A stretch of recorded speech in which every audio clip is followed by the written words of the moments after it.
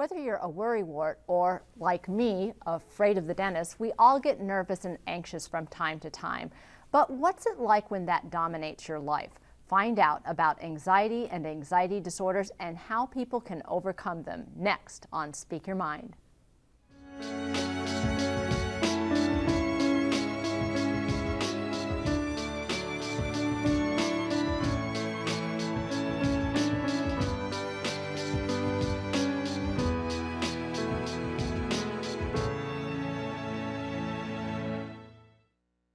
Welcome to Speak Your Mind. I'm Dr. Carolyn Phelps, licensed psychologist with the Human Development Center.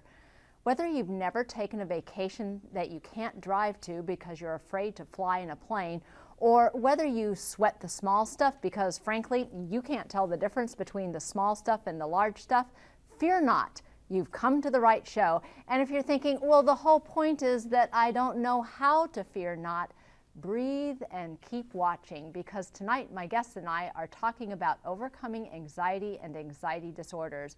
We'd love to answer your questions on this topic, so call now locally. Dial 218-788-2844 or call toll-free at 1-877-307-8762. And you can also email us your questions using the address listed at the bottom of your screen. Now let's meet our guests. Saprina Matheny is the Director of Child Trauma Services at the Human Development Center and the Clinical Program Manager for the AMBIT Network at the University of Minnesota. And Dr. Kerry Sopoci is a licensed psychologist with St. Luke's Mental Health Services who conducts psychological evaluations and provides psychotherapy to adolescents and adults. Thanks to both of you for coming out here tonight. And I just want to say to our viewing audience who recognizes Saprina that I think it might be her fault that it's so cold, because every time she's on the show, it's like you always come on the show the coldest day of the year. So that is the conclusions that I've drawn from this. You schedule me. Well, there is that, but you're the one who followed through, though I am thankful that you're here.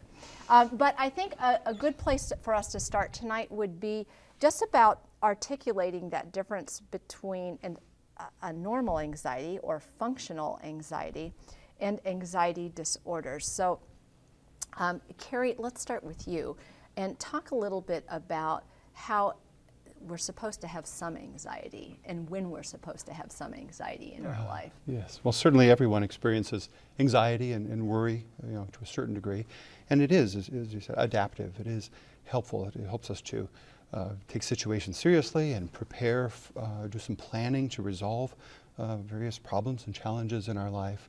But when the level of worry or the degree of anxiety is such that it becomes prolonged or too intense, then it can really be disruptive. When it gets in the way of reaching our goals and functioning in healthy and pleasant ways with one another, then we can develop something of a problem, and that may be an anxiety disorder, and we'll get into more specifics about that, I'm sure, as the show goes on. And so, Saprina, in functional anxiety, one of the things about functional anxiety is that there are some things in life that we're just flat out supposed to be afraid of, right? Right. So functional anxiety is part of it, that, when the weather is cold, maybe we, have the survival kit in our car because we're worried about what happens if we break down, that we prepare for an upcoming test if we're in that state of our life, or we prepare for a job interview, that we look both ways when we cross the street, that those are outcomes of that kind of functional, normative, adaptive anxiety. And so anything that is life-threatening, we ought to be afraid of. Indeed. Mm-hmm. And part of then the problem with people who develop anxiety disorders, for some people then they have assessed danger to be too high where realistically it is not. Right. I think one of the phrases that I like to use is that the truth lies. And so although it's true something may be dangerous, it's true that the plane may crash, that they overestimate the likelihood of that happening. And that overestimation is where they start to allow that anxiety to change their life or kind of drive the way they make decisions. And so what I see in my own practice kind of related to that is people with anxiety disorders, when you ask them what percentage do you need to feel safe in order to ride the elevator, how sure do you need to be that it won't break? And people with anxiety disorders will say, I need to be 100% sure. Whereas I'm not afraid to ride an elevator. I'm okay if the elevator breaks down 10 to 15% of the time. I feel like I can manage that. And I think that's what we see, isn't that, Kerry? That in people who do not have anxiety disorders, they're willing to accept a certain level of risk. Exactly, a certain level of risk, and have the confidence that that risk will be manageable. If something goes wrong, then there'll be a solution. If the elevator starts to make noise, it doesn't mean that there's going to be a catastrophic outcome to that. And so in many things in life, and transportation is a good example because frequently we face those challenges here in the Northland. And of course, as Saprina said, a normal level of anticipation and worry and paying attention to the forecast and recommendations from those who provide that information, is very important. But then to have not just courage, but the common sense to go out and drive or move about in a safe way. Requires a good judgment, and that includes footwear, of course, too. But someone who would be overly anxious might, as you said, overestimate the degree of risk and then withdraw or isolate themselves or avoid a situation that is, maybe 95, 98% predictable or safe. So in our natural coping response to anxiety, we see, number one, we see some planning ahead. Mm-hmm. Tell us what else we see. I think we see planning ahead. I think, as Dr. Sopoci mentioned, we see this kind of confidence that, if something happens, I can handle it. That people don't spend a lot of time doing the what ifs. That we're just kind of like, I can handle it, it will come up. I have the confidence that it'll be manageable. And then we see kind of people going about their business, and when things happen, they're able to kind of cope, and they don't use, if something were to happen, that as evidence of, see, I was right, this really is dangerous, I should never try it again. That they just kind of see that as part of the odds and focus more on how they managed rather than on the negative event itself. So I really like what you just said, is focusing on their competency to manage rather than the fact that the bad event happened in the first place. Let's talk a little bit about what are sort of like normal anxiety-provoking events for different developmental stages in life. And since you work with younger kids than Kerry does, I'll start with you. So, and part of that is like, well, this is what's normal for this age. Mm-hmm. And when do we know we don't usually see that beyond this age? Right. So I think, around 2 or that kind of toddlerhood becomes somewhat of a separation anxiety, that kids have a little bit of distress when their parent leaves, but then they can be kind of calmed and move on. I think sometimes in preschool, you'll start to see some anxiety about new things or unfamiliar circumstances, where kids will then look to kind of trusted adults or kind of socially reference others to see if this is an okay thing. I think kindergarten is another example where some kids have a really hard time separating, and a lot of kids have some distress at the start of kindergarten, but usually within the first couple days that goes away and we don't start to see school refusal. So kids who don't want to leave or go to school after the first week, month, year, that I think becomes a little bit of a problem. I think being afraid of the dark is another one of those normal kind of kid fears, and that kids can be reassured by, you shine the flashlight under the bed and there's no monsters in the closet, or you have a dream catcher, or things like that. But when that anxiety starts to prevent them from things like going to sleepovers when they're 9, 10, starts to prevent them from being able to sleep or fall asleep, again, that's more when it becomes a problem. And then as we move into adolescence, I think we're all familiar with that period in adolescence, or that we start to really worry about what our friends think. And there's a capacity that helps build in terms of social referencing and social norms and identity and things like that. But when that starts to really change children's behavior, or that becomes something that they are overly concerned about, kind of past a particular stage in development, that would be another time where we might be concerned, or when they have to do things to manage that anxiety, because that poses some risks in terms of substance use and things like that. And then in later adolescence, worry about your future and what you're going to do, and that start, I think some parents would like kids to be concerned about their grades sooner, but that's kind of a developmental appropriate anxiety as well. And developmental appropriate anxieties that we see sort of in the span of adulthood, Kerry?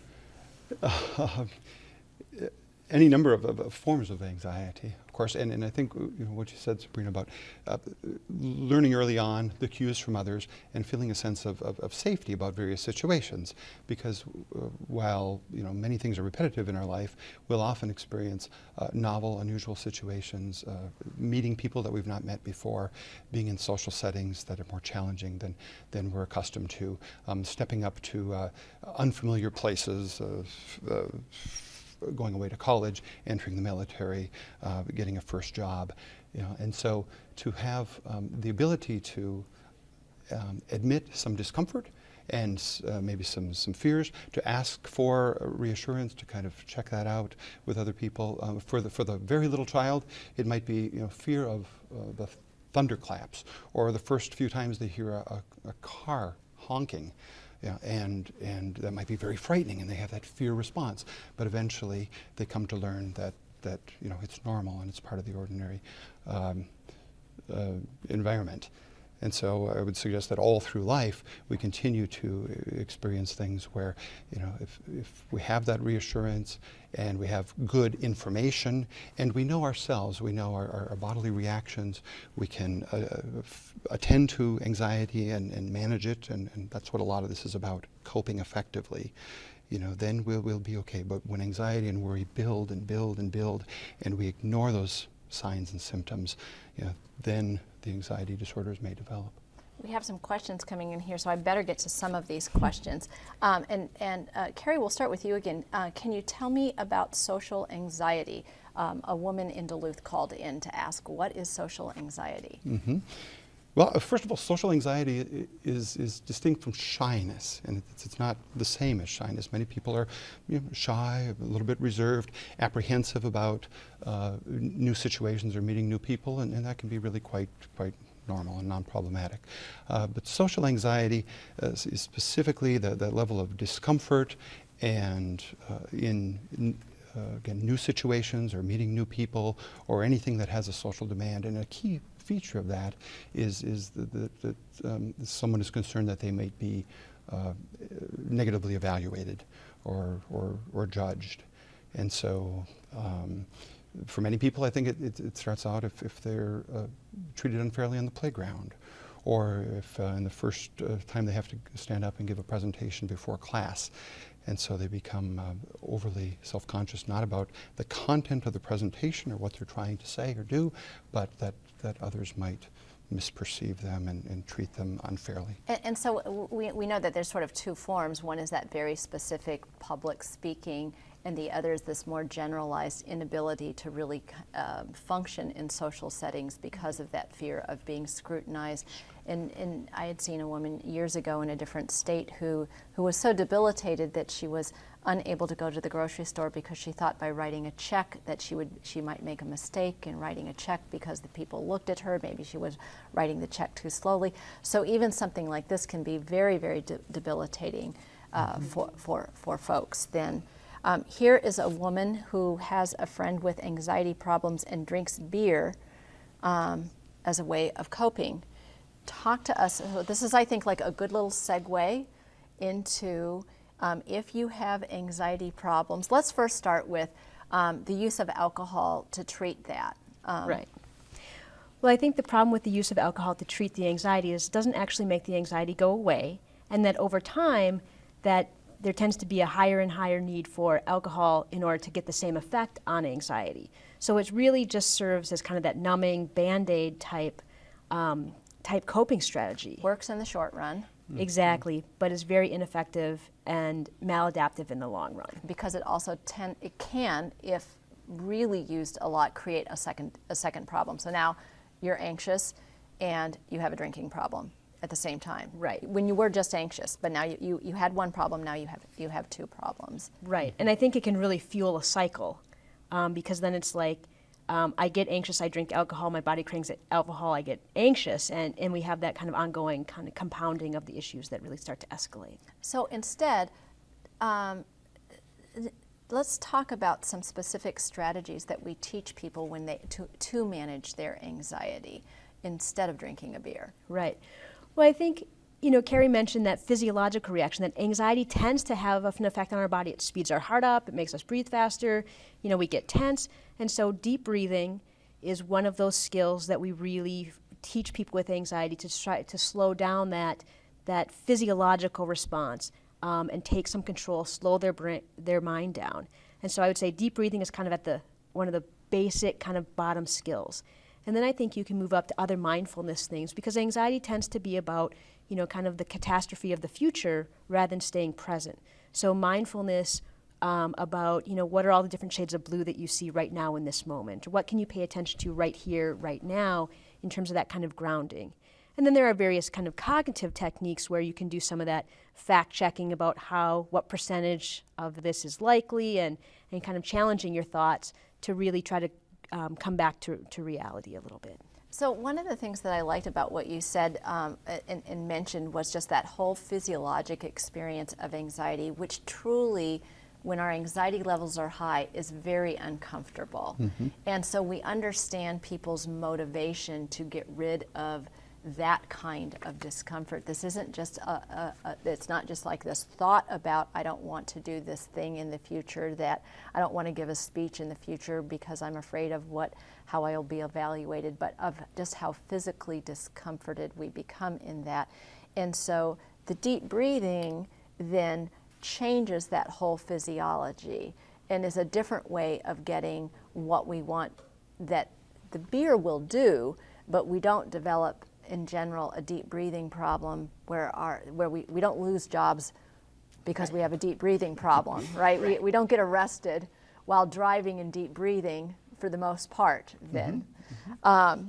Here is another question. Can anxiety be caused by physical problems? Kerry? Oh yes, I believe it can. And that too is cyclical. So if someone has a health problem that is contributing to anxiety, and it may be in various forms. Trying to think of the endocrine system, and certainly the people who have chronic pain experience increased anxiety, which in turn can add to their pain through muscle tension or shallow breathing and other forms of discomfort. Blood sugars and various thyroid problems are often part of the basis of depression and anxiety and other mental health disorders. I hope I answered that question okay? You did. Okay. You did. And so mindfulness, the other thing that you mentioned about mindfulness is anxiety is really a state about either being worried about a thing you did before in the past, or a thing that's going to happen or you're going to do in the future. And it has little really to do with this moment in time, right? And so one of the techniques that you mentioned was focusing on things in the present, like the colors that you see. Kerry, what are some other simple mindfulness strategies that people can use? Just to be aware of the body sensations, and an attitude of acceptance and non-judging is very important for mindfulness. So whether I'm observing something in the room or listening to the sounds around me, or there's some kind of they could be fun and curious at first mindfulness techniques about very intentional eating. The first one I ever experienced in a group was, taking a raisin and not just chewing on the raisin, giving it 5 minutes. Well, if someone were to practice that kind of mindful eating, they really, kind of taste and appreciate the texture of the food, the depth of feeling, some of the subtleties of the flavor. And so, in all of this, it's being as present as one can in the moment. And again, not judging, just sort of accepting it. And so then if someone has a little bit of a flutter in their stomach, or a lump in their throat, or they're feeling a little clammy, and all those other physiological signs of anxiety, they could just accept that as okay, is what it is, rather than worrying about, what's next, and is this going to get worse, and are other people going to notice? And all of that fuels increased anxiety and tension, obviously. Which is exactly the answer to this next question. Please explain how to ground your thoughts, which is absolutely what you just did. That is that concept around taking 5 minutes to eat. a raisin and just notice where you are in the present. Treating anxious kids. Talk a little bit about how you do that and what role do parents play in that? Well, in treating anxious kids, parents play a huge role because no parent likes to see their child in distress. And in order to treat anxiety in children, we have to cause some distress. And so if a child is anxious about something like going to school or social situations, that we want to kind of set up increasingly more difficult, more anxiety-provoking situations for that child to be exposed to. And first we want to teach them really good coping skills like we've already discussed. But then what we ask of the parents is to help reinforce those skills, but then the parents also have to be willing to support their child in trying these things that are anxiety-provoking. And their child may have a hard time with that or may not want to, and that parents sometimes become really inclined to give in. And so the parents kind of own understanding and education about to really overcome this effect of anxiety is important. So, you know, at 10, if your child is too self-conscious to order at a restaurant or to ask for what they need, it's not a huge deal, but it's a skill that we want them to develop, and the longer it takes, the more difficult it's going to become. So we're really going to ask parents to try to reinforce those coping skills, but also be willing to support their child in having somewhat of kind of mild to moderate distress. And it is about not that if you're treating a child and with the parents not letting the kid off the hook then. Exactly. And that to me is also, you know, the conundrum of, we know that anxiety is one of the most treatable mental illnesses, but the conundrum that lies in that is that if you're the person with the anxiety disorder, the agreement that you have to make is to become more miserable in order to get better. That it has to hurt a little worse before you get better. Then talk a little bit about, and Saprina mentioned that a little bit with this. We're going to go make you do this thing that you're afraid of. Yes, one of the key challenges in treating anxiety and caring for oneself is not to always turn toward avoidance, because the avoidance is reinforcing. If I'm afraid of the pool and I can avoid going there, then I'm calm. If I'm afraid of the elevator or the large theater, then again and again by avoiding it, nothing has changed. I'm stagnant. So your point about helping people to tolerate a mild degree of distress, a certain amount of discomfort. Often we use a scale. It could be a 1 to 10 scale or a 1 to 1, say a 0 to 100 scale, and subjective units of distress, we call it. Well, our SUDS level. Yes, our SUDS level. A 20 or a 30 is usually manageable, and if a person can experience that mild degree of discomfort, but still kind of move through it, push through it with a certain amount of confidence and then experience that success, then okay, they're ready to make the next step.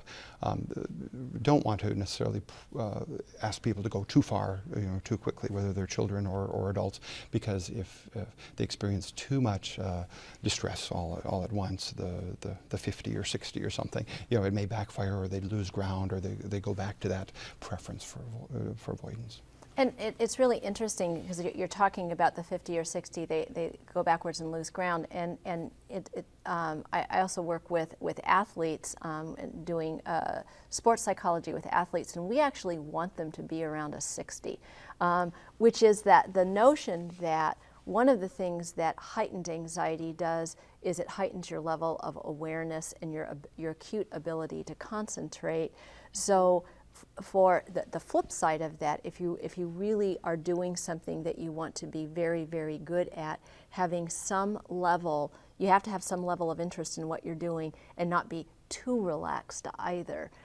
So that is kind of the flip side of what we're talking. And with the Olympics right around the corner, there are a lot of people out there for whom this matters right now. And we have interesting names for that. Eustress, EU stress, a word that we don't use very often, but it simply means good stress. Or challenge stress is a term I've learned along the way. And that's I can tolerate a certain amount of discomfort, and the stakes are high, and whether it's the athlete ready to step on the ice or the actor or actress ready to step on the stage, they aim for that zone where their performance may be at its peak, and yet that the anxiety doesn't go over the top. Because when it goes over the top, if somebody is too distracted by what's going on, if they're worried about forgetting their lines, if they overstudy a student overstudies for an exam or stays up half the night and eats bad food and drinks too many energy drinks or something like that, they might compromise their performance the next day. So it varies by individual and by situation, but we try to, if this were a bell curve, here I am drawing in the air, but to try to aim for and achieve that kind of peak level. And with that, I am wrapping up because we are out of time on this chilly January evening. The time does go by fast. So what did we learn today? First of all, we learned don't be drinking beer just because you're anxious, because that is what's going to cure your anxiety. Some anxiety is normal. It is good and even very functional for us in our life. Too much anxiety, when it's debilitating, that's when you know that you need to get help. And we have very effective treatments. Anything from deep breathing to mindfulness to exposure therapy that we've talked a little bit before on some of our other shows. Check them out too. Thanks so much for all of you for joining us. And don't forget to visit us on the web at speakyourmindonline.org, where you can find a schedule of our topics and resource links, and read my blog, the place where I'll answer more of your questions and maybe try to figure out how not to be so afraid of the dentist. You can also email us your questions about next week's show, and we'll be talking about what you can expect if you decide to get professional help in doing therapy. I'm Dr. Carolyn Phelps. Thanks for watching, and good night.